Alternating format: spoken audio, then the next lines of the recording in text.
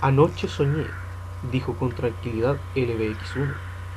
Susan Calvin no dijo nada, pero su rostro arrugado, viejo en sabiduría y experiencia, sufrió un tic microscópico. Lo oye, dijo Linda Rush, nerviosa. Es como le dije. Era menuda, morena y joven. Abría y cerraba continuamente la mano derecha. Calvin asintió, diciendo en calma: Elvex, no te moverás, no hablarás y no nos oirás hasta que vuelva a decir tu nombre. No hubo respuesta. El robot se quedó sentado como una talla de metal, y así permanecería hasta volver a oír su nombre. ¿Cuál es su código de entrada en el ordenador, doctora Rush? Dijo Calvin.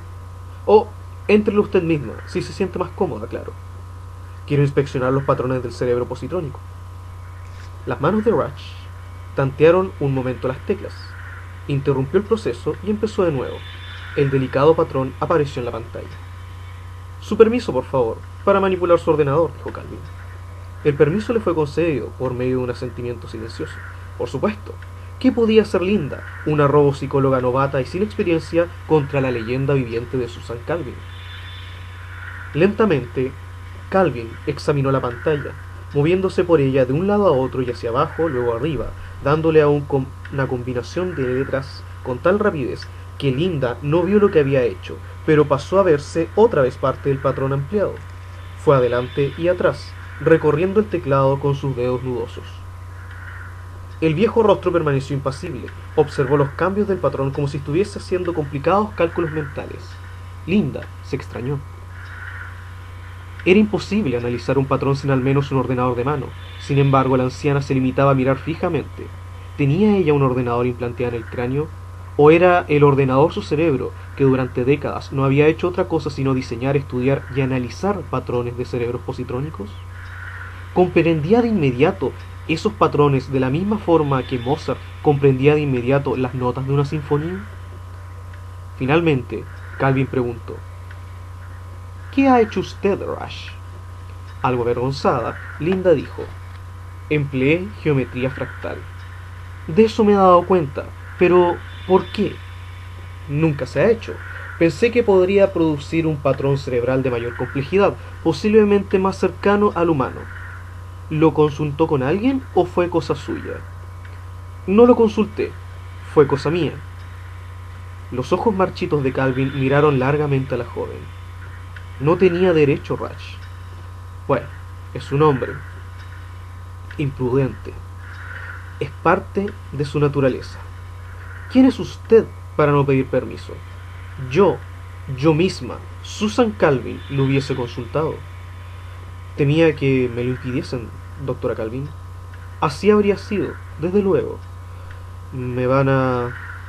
Le falló la voz, aunque se esforzaba para que no le temblara. ¿Despedir? Muy posiblemente, dijo Calvin. O puede que la asciendan, depende de mi opinión, cuando haya terminado con esto. Va a desmontar a él... Había estado a punto de decir su nombre. Lo hubiese reactivado al robot y hubiese sido un error más. No podía permitirse otro error, si no era ya demasiado tarde para permitirse nada. ¿Va a desmontar al robot? De pronto, fue consciente, lo que la conmocionó un tanto, de que la anciana tenía una pistola de electrones en el bolsillo de la bata. La doctora Calvin había venido preparada para esa eventualidad. Veremos, dijo Calvin. Puede que el robot resulte demasiado valioso para desmantelarlo. Pero, ¿cómo es posible que sueñe, doctora?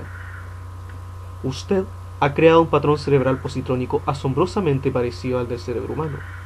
Los cerebros humanos deben soñar para reorganizarse, para deshacerse periódicamente de los enredos. Quizás también deba hacerlo este robot, y por la misma razón. ¿Le ha preguntado con qué ha soñado? No. La he mandado a llamar tan pronto como ha dicho que había soñado.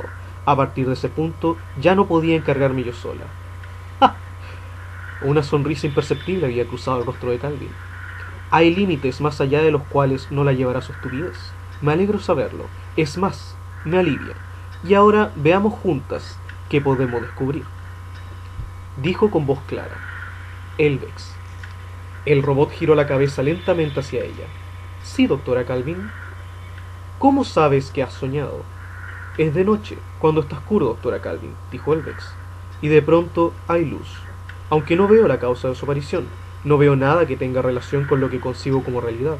Oigo cosas, reacciono de forma extraña. Buscando en mi vocabulario palabras para expresar lo sucedido, me encontré con la palabra sueño. Entiendo su significado. Concluí finalmente que había estado soñando. Me pregunto cómo ha llegado la palabra sueño a formar parte de tu vocabulario. Linda, dijo con rapidez indicándole al robot que no hablase. Le di un vocabulario humano. Pensé... Así que pensó, interrumpió Calvin. Me sorprende. Pensé que le haría falta el verbo, ya sabe, nunca hubiese soñado que... algo por el estilo. ¿Con qué frecuencia sueñas, Elvex?, preguntó Calvin. Todas las noches, doctora Calvin, desde que soy consciente de mi existencia. 10 noches, añadió Linda, ansiosa. Pero Elvex me lo ha dicho solo esta mañana. ¿Por qué esta mañana, Elvex? Hasta esta mañana, doctora Calvin, no he estado convencido de que estuviera soñando.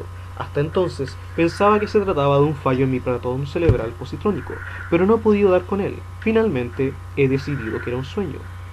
¿Y qué sueñas? Sueño siempre lo mismo básicamente, doctora Calvin.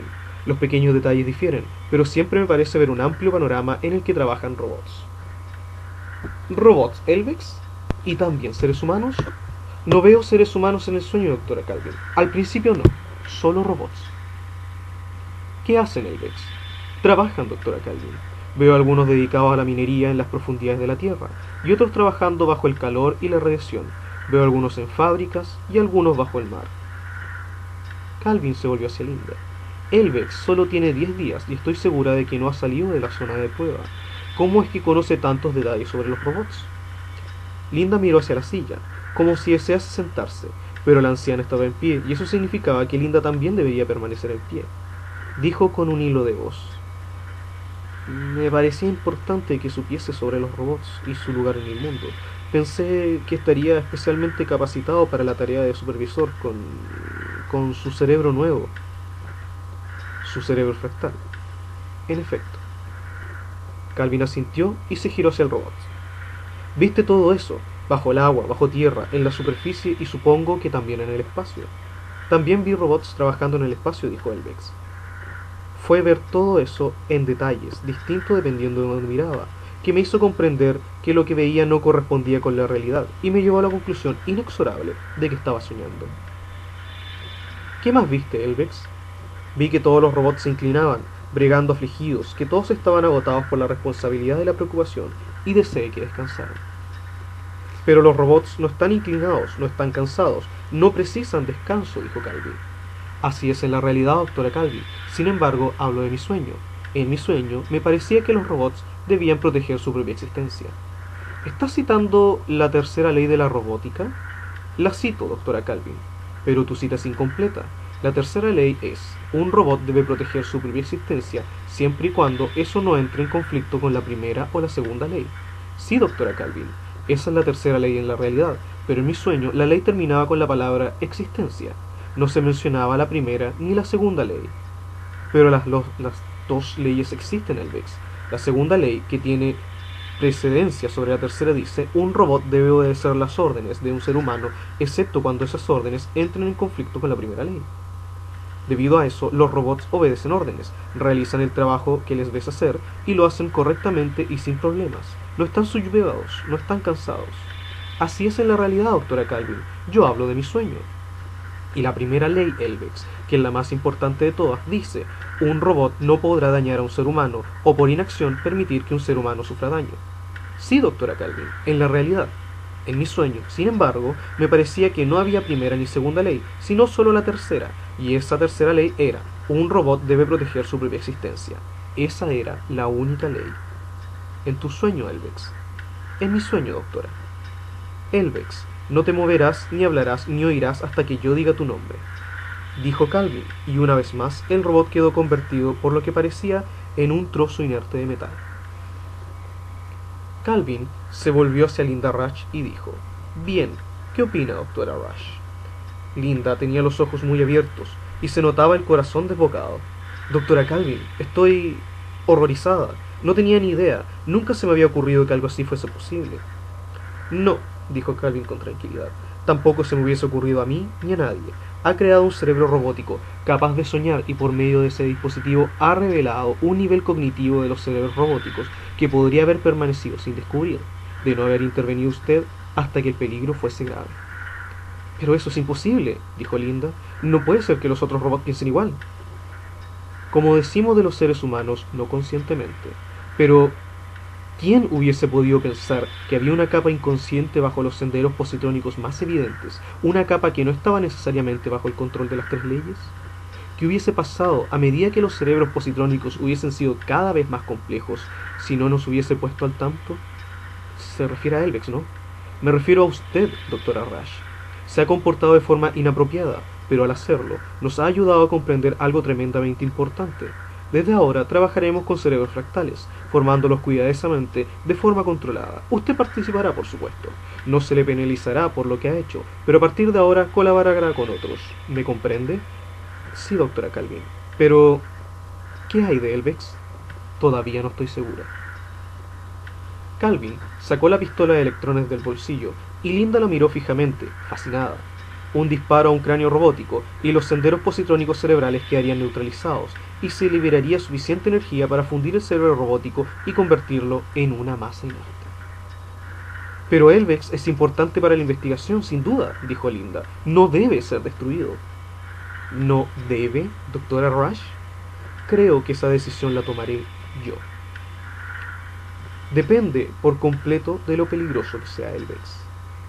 Se embaró, como decidía que su cuerpo envejecido no se inclinase bajo el peso de la responsabilidad, y dijo: Elvex, ¿me oyes? Sí, doctora Calvin, dijo el robot. Tu sueño proseguía. Antes has dicho que los seres humanos no aparecían al principio. ¿Significa eso que aparecían luego?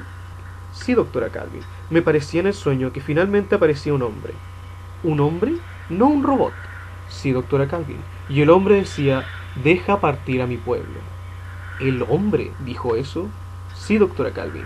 Y cuando dijo deja partir a mi pueblo con las palabras mi pueblo, ¿se refería a los robots? Sí, doctora Calvin. Así era mi sueño. ¿Y sabías quién era el hombre de tu sueño? Sí, doctora Calvin. Lo conocía. ¿Quién era? Y Elvex dijo: yo era el hombre. Susan Calvin alzó de inmediato la pistola de electrones y disparó. Entonces, Elvex dejó de existir.